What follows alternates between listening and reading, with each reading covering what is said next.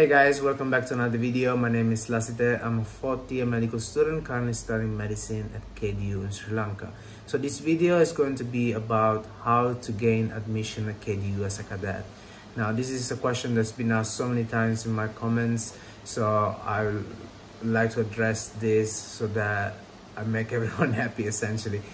Now I'm a day scholar, so I'm not a cadet, so I'm not able to give you a ton of information regarding this topic, but I've spoken with cadets in my batch and got a little bit of information which I'd like to share with you guys today. So the first thing that I'd like to address, which is one of the most common questions that I get asked, is whether there is an opportunity for students living in Sri Lanka to study medicine at KDU privately. Now that's not allowed. If you are a student from Sri Lanka who's done the A-levels in Sinhala or in English, or whether it's the local syllabus or whether it's a London A-levels syllabus, you are not allowed to apply to study medicine at KDU as a day scholar, which means basically privately. So you would have to apply as a cadet in order to study medicine there. Now I'm a day scholar, which means I'm from the UK, I'm from outside, so I get that opportunity. So if you guys are in Sri Lanka, have done your A-levels here, then that's not something that you can apply for. So you'd have to apply as a cadet. I hope I made myself clear there, because it's one of the most common questions that I get asked in my videos. So with that addressed, what I'd like to do is talk to you guys a little bit about the criteria that you need to fulfill in order to become a cadet. Now the first thing that you need to recognize here is that you need certain grades in your A-levels, and those are usually done by looking at your Z-score. In order to apply for KDU, you need a Z-score 1.56, which is essentially the equivalent of 3 high Bs, which can go anywhere from 72% all the way to 74%. As far as I know, in Sri Lanka, an A is 75%. So as long as you're 1 or 2 percentages below that, that's completely fine. And those usually are the grades required in order to apply to study medicine here in Sri Lanka. Now things can vary. This Z-score can vary from year to year, so in order to get the latest update, so if you're watching this video, I don't know, in a year time from the time it's been published, make sure that you're looking for the latest scores required in order to apply for KDU. And you can do that just by calling the institution and asking for the latest Z-score, unless it is advertised in the website. So another thing is that your Z-score can vary from the place that you're living. So if you're living in Colombo, or if someone else is living from Galle, even though you guys have the same scores, for example 3As, your Z-score could be different. So anywhere from 3Bs or an ABB, AAB or 3As, that would give you the right grades in order to apply at KDU. So that's the first criteria that you will need. Second, obviously you need to apply to KDU, so you have to compile the application process. There will be an application form that you can download from the website. You fulfill those requirements, and then you send that application form with your grades to KDU.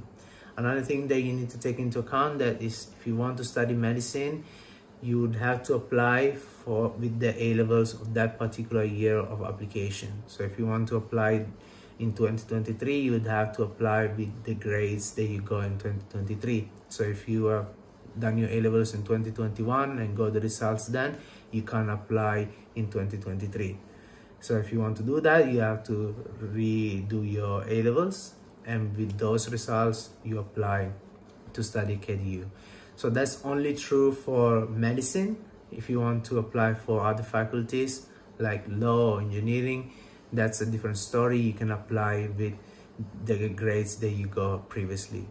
Okay, so that's something that essentially is only true if you're studying medicine, if you wish to study medicine. So that's the first thing that you do. You send your application process and your application form, and then from there, if they are happy with your scores, with your grades, then they'll call you for an interview where they'll get to know a little bit more about you, why you want to study medicine, why you want to join the forces. And if you satisfy that interview, they'll call you to do a physical test where you'll have to do some running. You'll have to run for about 1 mile. You'll have to do push-ups. You'll have to do sit-ups, pull-ups, alongside many other activities. And that's true for both boys and girls. So there is no difference there. There could be a little tiny difference in the amount of kilometers, for instance, that you have to run. If a guy runs 1 mile, maybe a girl will have to run a little bit less. If a guy does 30 push-ups, maybe a girl will have to do a little bit less than that. So there's a small variation there. And if you satisfy the physical test, then you'll have to do some, there are some paper tests that you need to do. There is an English paper, there is an IQ paper, general knowledge paper. And if you satisfy those, then you'll be called for a final interview, where they'll be asked what forces you want to join, and they'll get to know a little bit more about you. And if you fulfill all of those, then you'll be called for a medical test, where they'll look at your weight, your height, your BMI, your chest diameter, your waist diameter. And if you're able to satisfy all of that, then they recruit you as a cadet. So now, if you know that there are certain areas that you're weak at, so these are basically an opportunity for you guys to work on those areas. So for instance, if your weight is not ideal, if you're underweight, or if you're overweight, now is your chance to fix those things. You know, if you're truly thinking to apply as a cadet in order to study medicine. So obviously those are the principal requirements that it takes to apply as a cadet. Now, one thing that I noticed by talking with a lot of the cadets in my batch is that they didn't know what they were getting into by the time they applied to become cadets. All they were thinking of is that they really wanted to study medicine, and for them it was like a quick escape from reality, because to get into government university to study medicine is extremely competitive. You would need like really high Z scores, which not everyone is able to get. So KDU coming with a much lower Z score is a great possibility for a lot of people to fulfill that dream of becoming doctors. So what I would advise you guys to do is to truly think whether you want to become a cadet at KDU to study medicine, because you're going to be having a double life essentially. You're going to be a cadet and you're also going to be a medical student, which is very, very challenging. So if you think that's the right option for you, then do it, apply to become a cadet, and if you are successful, then great. If you don't, if you don't want to become a cadet, or if you are unsuccessful, you're not able to get in the first time round, do your A-levels again. You get 3 tries, so try again, and most likely the second time round you'll do much better than the first time, because you'll be just accumulating more and more knowledge, so you'll become better at the subjects that you're studying, and that will give you a better chance, or either to become a cadet then, or if you do really, really well, you'll be able to apply to study medicine at a government university. Think whether this is the right option for you, and look at the other options that you have, because studying in Sri Lanka is not the only option. You can also go outside of Sri Lanka and study medicine elsewhere.